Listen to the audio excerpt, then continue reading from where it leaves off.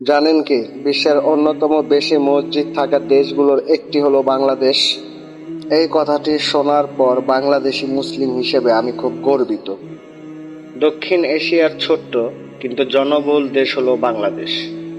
বাংলাদেশের আয়তন প্রায় 1,48,460 বর্গ কিলোমিটার। মোট জনসংখ্যা প্রায় 18 কোটি। এর মধ্যে প্রায় 91% মুসলিম, 8% হিন্দু এবং 1% অন্যান্য ধর্মাবলম্বীর। সারা দেশে আনুমানিক 2,50,000-এরও বেশি মসজিদ আছে।